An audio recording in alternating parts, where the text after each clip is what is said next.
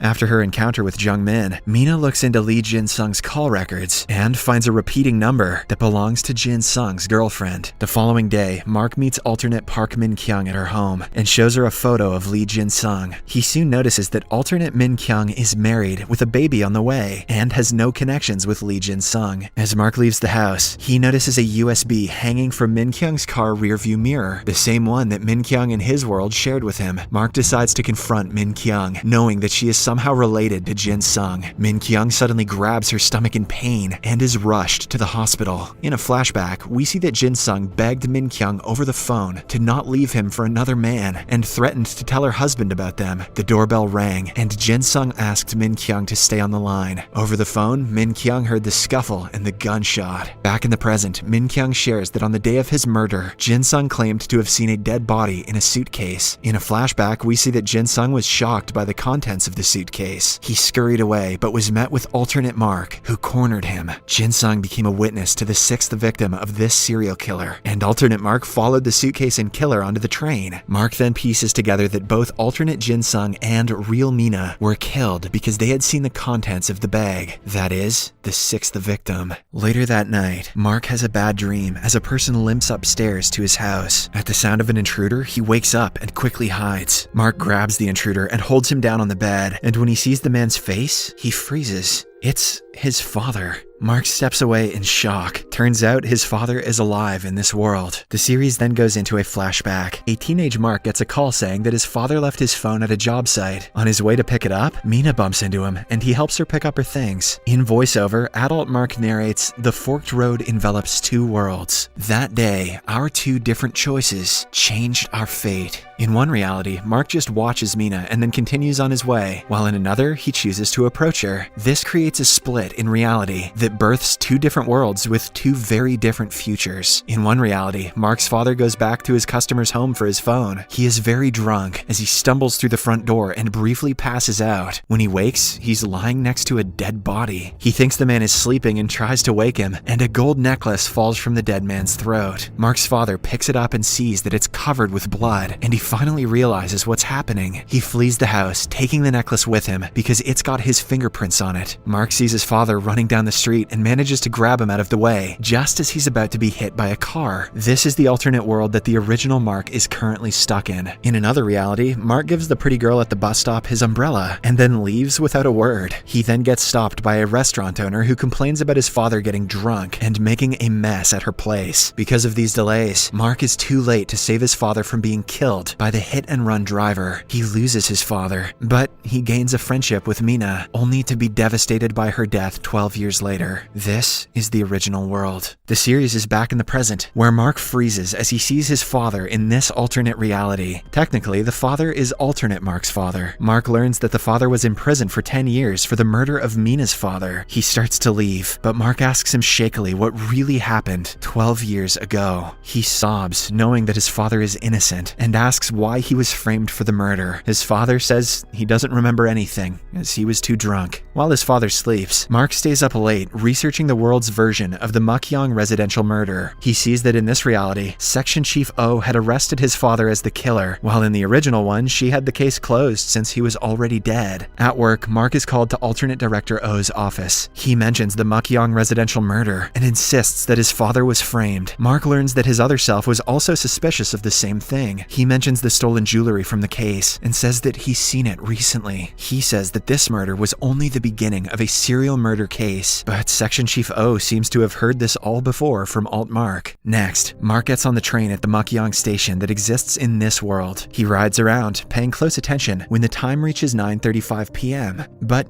nothing happens. He thinks about the first time he saw the train and realizes a major factor. Every time the train arrives at the abandoned station, it is raining. He asks someone at the station and learns that there's a specific train, number 8210, that's used when it's raining. But he's told that it is an old train that's being retired because the last time it ran, there was almost a big accident. The next scene shows the train 8210 in the rail yard. A man walks inside, takes a pill from a bottle, and continues on his way, dragging winging his right foot. He then finds a case file that was dropped during the commotion when Mark was being chased by the police. Inside are photos of Mark and Mina together, which means the file is from Mark's original world. Mark goes to the rail yard to check out the train and calls the police station to ask why the cops were on the train in the first place, the night he rode it between worlds. He learns that there was a tip-off saying that he was on the train. This is when he realizes that his alternate self was also on the train. While Mark was stranded in this world that night, alternate Mark ended up in his world. Meanwhile, in the original world, alternate Mark wakes up in the hospital and watches the news about the 6th victim that was found at the closed Mukyong station over a week ago. He's confused to hear that Mukyong station is closed. Jung-min bursts in and he asks her why the news says that Mukyong station is closed and about the serial murders. Jung-min worries that Mark is mentally unstable at the moment. Back in the alternate world, Mark finds fresh dirt on the floor of the train. Suddenly, a phone rings and he warily picks it up. A distorted voice says, "All of us live many lives simultaneously." The voice adds that Mark crossed over the boundary. Mark accuses the man of killing Mina, and for all of the killings from 12 years ago to now. The man just laughs and asks how he'll prove it when the train is damaged and the passage between worlds is closed. The man then threatens Mark to live in silence unless he wants to lose something else he values. He drops the phone and Mark hears the thump and rushes towards the sound, but the man is gone. Outside the train, he finds a fire in a barrel and a photo of himself and Mina on the ground. Meanwhile, Mina transfers to Mukyong police station and a rookie detective June invites her to dinner with the rest of the team. She abruptly refuses, telling him that there's no need for a welcome dinner either, because she won't attend anyway. Next, Mina visits her therapist, Dr. Seok, and talks about the night her father died, and how Mark's father said in court that he can't remember anything, while she can't forget. Mina is still enraged that Mark's father lives a normal life. The following day, Mark and Mina are assigned to investigate a missing persons case. They drive up to a house where they join up with Jae-hyuk and the rookie detective June. The detectives learn that an older woman named Jung Kyung-hee has been missing for 2 weeks, and her daughter Sun-mi was away, which is why it's only now being reported. While interrogating the daughter, Mark spots a portrait of the family, and with horror, he recognizes the missing woman as the 6th victim who was found in his world. He recalls that they found dye from making car seats on her fingers, and Sun-mi confirms that her mother worked at an automobile parts factory. Meanwhile, Jae-hyuk finds a half-burned note outside, and Sun-mi identifies the handwriting as the tenant who rents her mom's guest house. The detectives learn that Kyung-hee would often fight with her tenant, as he wouldn't pay the rent. The tenant used to be an ex-convict before moving in, and would regularly get drunk and threaten to kill people.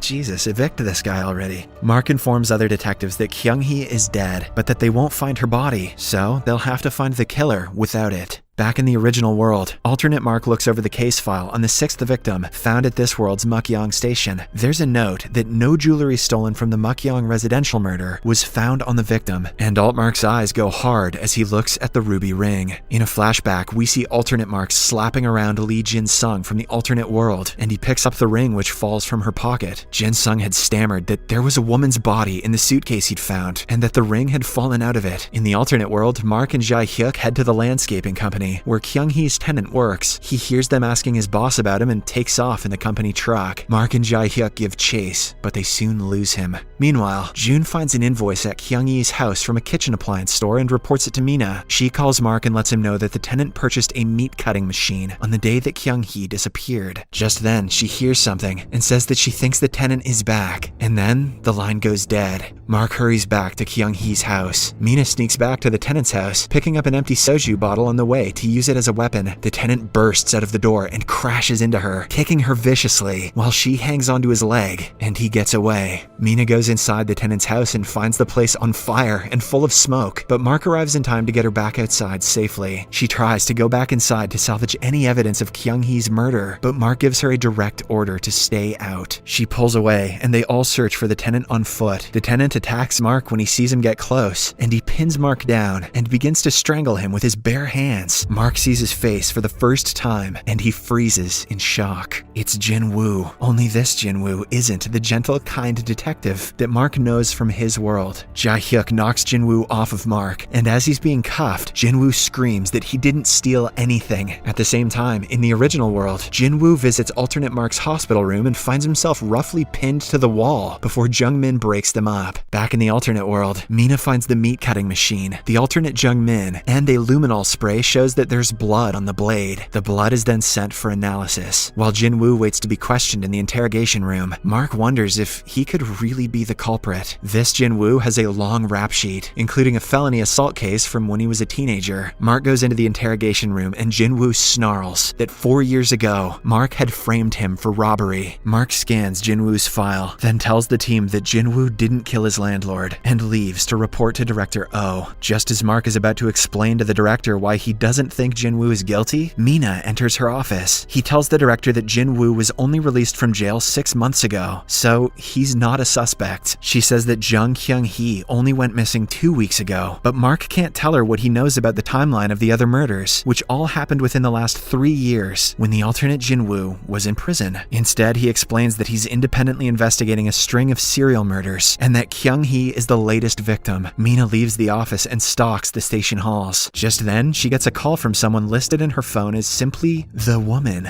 She has a sudden memory of huddling against a wall as a woman throws things at her. She ignores the call, but when she steps outside, there's someone in a car waiting for her. Next, Mina's therapist, Dr. Seok, finds Mina in his waiting room as he's leaving work. She anxiously tells him that the woman came to see her, and she stares at her wrist scars as she recalls the woman screaming at her. The doctor tries to soothe her. Back in the alternate world, Mark asks June to read Jin-woo's file. He learns about the felony assault when Jin-woo was in high school. He then remembers his own world's version of the case. One day, when he was a new cop, he'd found Jin-woo's grandmother sobbing by her marketplace stall. Some boys from Jin-woo's school had destroyed her stall, and Jin-woo had run off with a large knife. Jin-woo had followed the boys to an abandoned warehouse and was prepared to stab one of them, but at the last second, Mark grabbed the blade and stopped him. It had changed Jin-woo's life, and he'd become a cop because of his respect for Mark. But in the alternate world, Mark hadn't been there to stop Jin-woo, so he'd stabbed the boy, and his life had been ruined. Mark then goes into the interrogation room and tells Jin-woo that he believes he's innocent of Kyung-hee's murder. He asks why Jin-woo started the fire and brought the cutting machine. Jin-woo refuses to say, suspicious that Mark is trying to set him up. But he does tell Mark that he'd often given Kyung-hee a ride home from the train station, and that on the day she disappeared, he saw a strange car along the road she usually walked. He's amused by Mark's interest, and he sneers that he won't tell Mark any more until he's set free. Mark offers Mina a ride to the crime scene. Upon reaching there, he walks the shortcut where Kyung-hee would have been that night, and just off the path, he finds her cell phone. It indicates that this is where Kyung-hee was grabbed, and Mark tells Mina that Jin-woo would have no reason to attack her way out here when they live in the same house. On top of that, the DNA results from the meat cutter are back, and the blood on it is from an animal. Meanwhile, Jin-woo manages to escape from his cell. After learning about this, Mina is suspicious of why Jin-woo would try so hard to escape if he's innocent. Mark recalls Jin-woo saying that he would punish anyone who hurts those he loves. Mark realizes Jin-woo is after whoever is responsible for his grandmother's death. While Jae-hyuk and June check out the building where Jin-woo's grandmother ran her market stall, Mark and Mina find a digital camera in Jin-woo's truck. On it are photos of a house, inside and out, at all times of the day. Jae-hyuk calls Mark with information that the building where Jin-woo's grandmother and other vendors ran her stalls had some trouble last year with the construction company that was slated to redevelop the area. A violent protest broke out, badly injuring Jin-woo's grandmother, one of the company's employees. She later died in the hospital. The company responsible is Gun-hyung Development. Knowing that Jin-woo likely plans to go after his target right away, Mark calls for backup. Mark, Jae-hyuk, and June arrive at the house at the same time, but the doors are locked, and they've been unable to reach the owner. In the next scene, we see that Jin-woo is already inside, standing over the sleeping homeowner with a large knife. Jin-woo raises the knife, but Mark arrives in the room to grab his arm. But he is thrown across the room. As Jin-woo proceeds to attack Mark, Jae-hyuk arrives and fires on Jin-woo from the doorway. Mina runs in just seconds later and flips on the lights, and she notices that the homeowner is still in bed. They all realize at the same time that she is already dead, and Mark recognizes her as Jo Young-ran, Mina's abusive stepmother. Just then, Mina notices a necklace that Young-ran is wearing. It's the one that had belonged to her mother, and it even still has her mother's initials on the back. To see what happens next, watch the second part in Series Recapped.